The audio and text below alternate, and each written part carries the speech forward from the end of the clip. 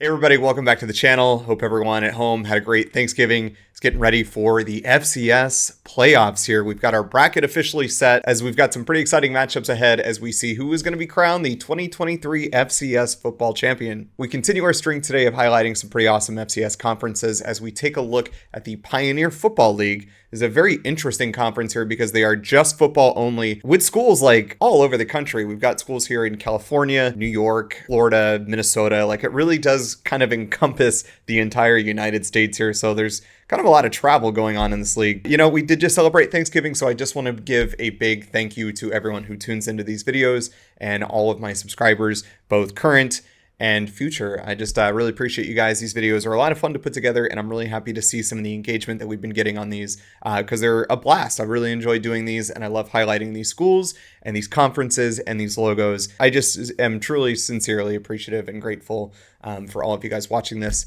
and hanging out and enjoying some of these videos here. So I invite you to sit back, relax, and enjoy some Pioneer League football action. Let's go ahead and kick it off here at number 11 with Valparaiso.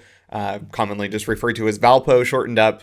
This is home of the Beacons. Many of you probably know the school a long time as the Crusaders, but they have recently rebranded into the Beacons to kind of step away from, you know, any sort of like negative connotation with the name of Crusaders. And, you know, I get it.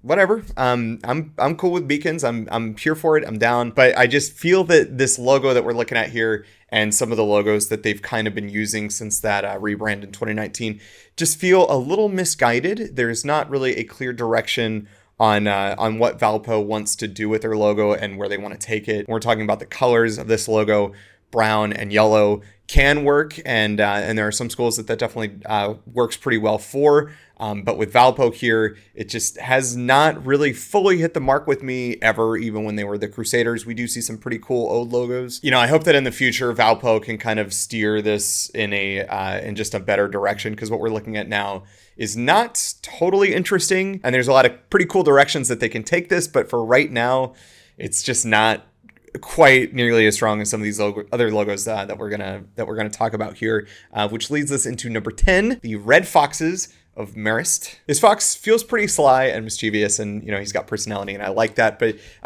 he also kind of does look a little derpy, kind of making sort of like a neutral expression. Like his eyes look mischievous, but his mouth and the rest of his face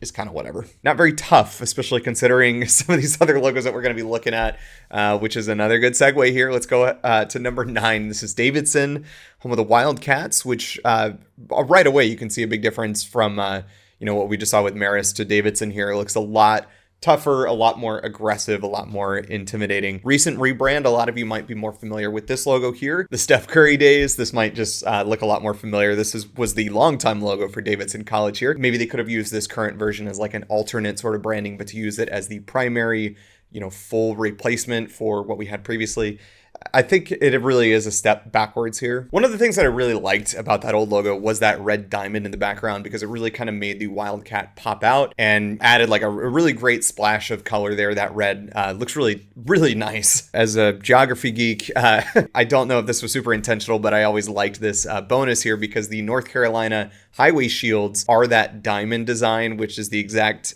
diamond that's in the background of the Davidson Wildcat for their old logo. And I thought that was just an excellent way to tie in the fact that this college here is in North Carolina. Again, whether that was intentional or not. If it was, it's genius. If it wasn't, it's just a happy coincidence. And I do like that the current version does still have that nice splash of red that pops really nicely with his nose and his tongue, and it kind of has this aggressive energy sort of charging forward. And yeah, overall this is very nice, but again, Davidson, I don't think you needed to do this. It was a step in a backwards direction, and I'm bummed out. I miss this old logo. At number 8, let's go ahead and look at the University of San Diego, the Toreros.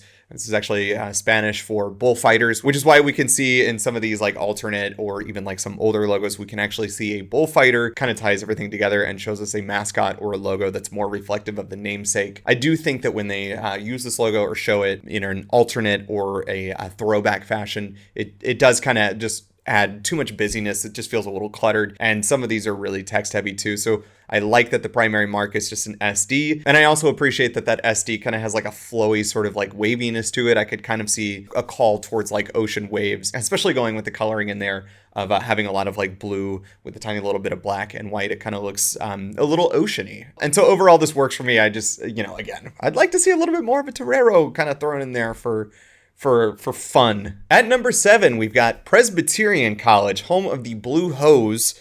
One of the most unique names in college football. This is like a fun sort of trivia if you're trying to do like a mascot challenge and you just name a Division I school at random.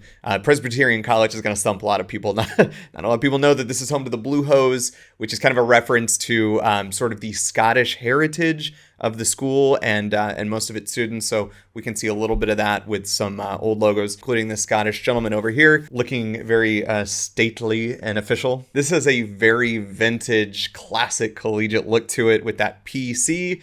This would look great on a football helmet, and it does. I could also really see this rocking really hard on a baseball cap, and it totally does as well. So I appreciate Presbyterian College for, kind of keeping that sort of like time-honored vintage look and not super needing to change or do anything crazy, reinvent the wheel. It is a little tough with a name like Blue Hose to do anything super creative. So simplicity really works in its favor here, especially with the colors of, having that nice little red trim and just being primarily blue and white. Kind of reflects both the name and sort of the Scottish look to some of like the marketing and branding. Everything kind of ties together really nicely. And so this doesn't have to get too creative or too crazy. It does a great job about being simple and sort of time honored. So Presbyterian College, nothing too crazy, but doing something simple very well. So big shout out to that. But let's kind of turn to number 6 here with the Drake Bulldogs. This is the first of 2 Bulldogs in this conference that we're going to be looking at here. We'll see how they play today. They're in the first round of the FCS playoffs here. So Drake, big shout out. I really like this logo quite a bit. It kind of has the best of both worlds in having a pretty unique looking D for the school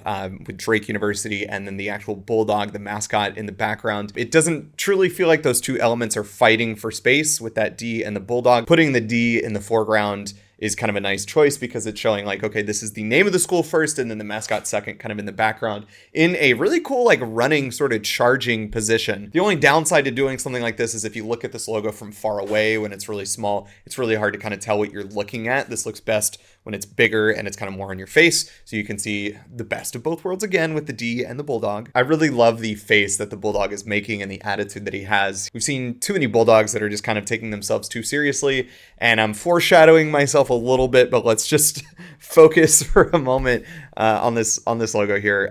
Some great throwbacks, just focusing on the D and the Bulldog. Classic. It's simple. It works really well. Just great overall. But there is another Bulldog that I like a little bit more in this league, and we're going to look at it right now at number 5 with the Butler Bulldogs, a very recognizable brand for college athletics, especially college basketball fans. It's sort of a time-honored logo that has been around for a long time, hasn't super needed to change, although we can see some old logos up here because Butler's been around for quite a while. This guy up here is freaking hilarious to me. He is just an absolute unit. I think what's giving me the nod, well, there's a few things giving the nod over Drake University here for Bulldog versus Bulldog matchup. This has a beautiful symmetry to it. You can take this and fold it right in half. And so this is going to give it that sort of nod in the idea that you look at this really small and dialed back. You can still tell what you're looking at, and it still looks very good as it does when it's big and bold and in your face. And when it is big and bold and in your face, it's scary. This has the perfect blend of intensity and aggressiveness without being boring. With a name like Bulldog, it's easy to get boring because they're a dime a dozen.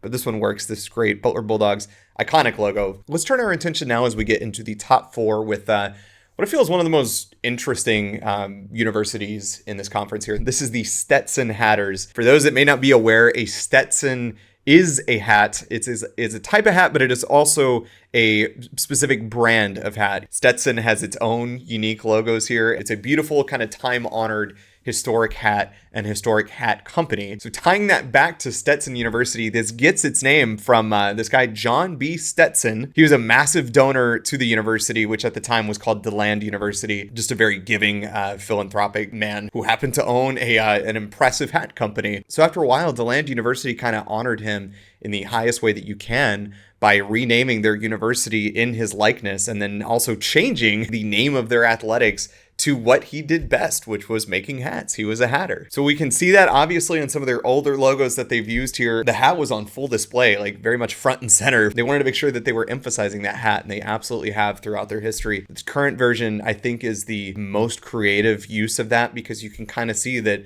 sure enough, there is a hat in sort of a negative white space in the very center of the logo. And it's one of those, like, if you're looking too quickly, probably miss it. But if you take more than just a couple seconds to look at this logo, you can see that hat that's in there. You can see both the hat in the negative space and the green S for Stetson University. It's just so creative and so unique. And it is just doing an incredible job at something that is made to look simple at first, but the more time you spend looking at this, you realize just how creative and unique this logo is. And the more I looked at this, the more I was like, yeah, this is an all-time logo. So Stetson University, yeah, go Hatters. At number 3, here's a logo that some of y'all might be seeing for the first time as well. This is the St. Thomas Tommies. Again, it's maybe no secret now that like purple and white, I feel are just so strong and underrepresented and underutilized in college athletics. This is a beautiful white sort of inner stroke that's kind of circling around the shield that's holding the TS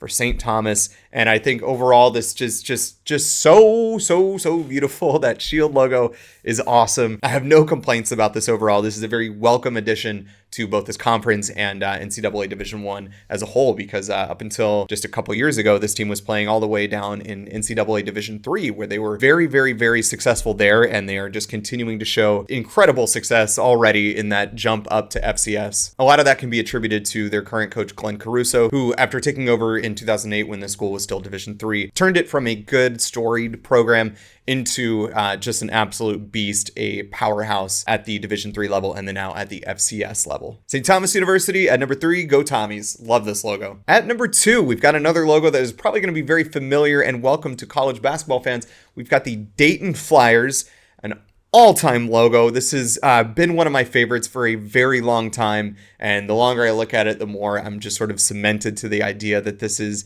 one of the greatest logos in all of college athletics. This is just, it's beautiful. It's a very difficult thing to do, but this logo carries that perfect weight of being something that's like both modern and sleek, but also has a very kind of vintage classic look to it. Like this looks like something you might see off of like a pair of shoes from like the 1950s. Like it looks sleek and it just holds a lot of energy to it. We can kind of see some of that energy that's sort of held in some alternate logos that we see, where we just see it's very text-based, this logo. But what's always held true is that any version of this team or these logos holds weight to it, and it holds energy to it, and it holds emotion to it. You know, this is a team that's sort of named after pilots and airplanes. That's a whole motif throughout some of these logos that we're looking at. So this primary logo here is no different. Like it holds that sort of swiftness, that motion to it. Again, it's going somewhere and it's getting there fast. It has held the test of time, and it will continue to do so for a long time. Again, you talk about doing something very well with very little.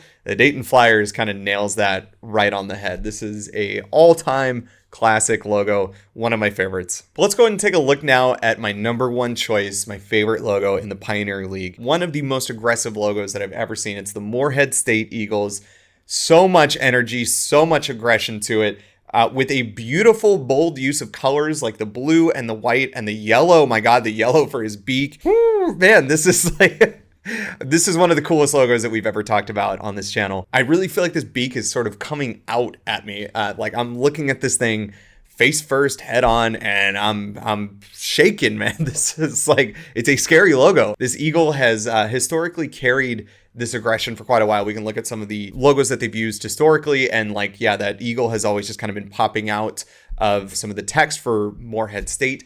And I really like that they have stripped all that away and just focused on what works best. Get rid of the MSU, the Morehead, the text, the M, all that. Get rid of it, and we're left with just an all-time classic, a beauty of a logo. You know, the more I look at it, the more frightened I am. No, but seriously, this is an all-time classic logo, and Morehead State out of Morehead, Kentucky should be very proud. And y'all, that is going to do it for another FCS video talking about the Pioneer League. I hope everyone enjoyed. Again, I hope everyone had a great Thanksgiving, and I'm just very thankful for all of you guys who have supported this channel and continue to do so. You know, this is to my subscribers currently and any future subscribers. If you enjoyed this content, encourage you to go ahead and hit that subscribe button. Go ahead and give this a thumbs up. And let me know what logos you'd like to see next. Again, I have a list. If you haven't seen your conference yet, if you haven't seen your school, rest assured it's coming. Go ahead and hit that subscribe button so you don't miss any future uploads. And again, I just sincerely appreciate you guys. Thanks for hanging out. Thanks for clicking. We will see you guys in a future video.